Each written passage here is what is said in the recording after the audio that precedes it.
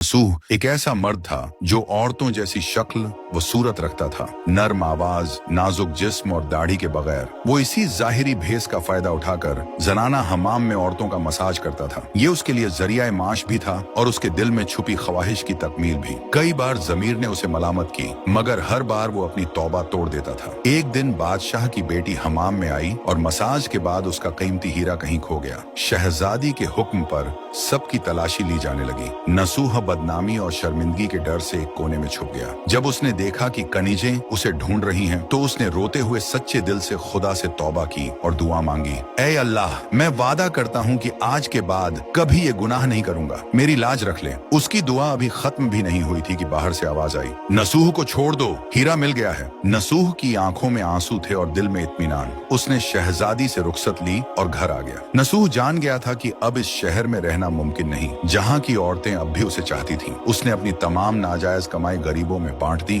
और शहर छोड़कर एक वीरान पहाड़ी पर चला गया। वहाँ वो अल्लाह की इबादत में मशगूल हो गया। एक दिन उसे एक भैंस नजर आई जो घास चर रही थी। उसने सोचा कि ये किसी चरवाहे की होगी और जब तक उसका मालिक न आए वो इसकी देखभाल करेगा। कुछ दिन बाद एक तिजारती काफिला रास्ता भूलकर वहाँ पहुंचा। प्यास की शिद्दत से निढाल ताजिरों को नसूह ने अपनी भैंस का दूध पिलाया और सबको सैराब कर दिया। नसूह के अच्छे अखलाकन से मुतासिर होकर ताजिरों ने जाते हुए उसे बहुत सारा माल बतौर तोहफा दिया। नसूह ने इन पैसों से वहाँ एक कुआं खुदवा दिया। आहिस्ता आहिस्ता उस कुएं के इर्द गिर्द लोग बसने लगे और इमारतें बनने लगी।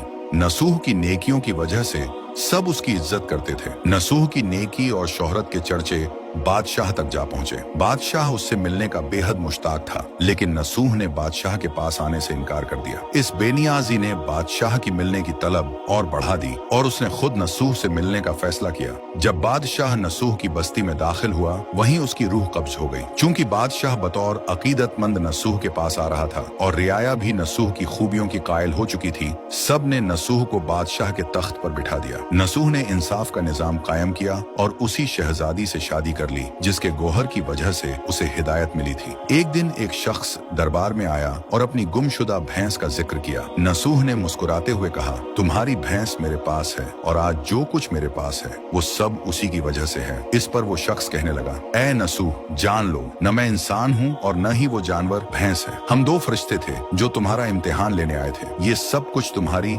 सच्ची तौबा का नतीजा है। ये कहकर वो दोनों फरिश्ते नजरों से गायब हो गए। इसी वजह से सच्चे दिल से की गई तौबा को तौबा नसूह कहते हैं।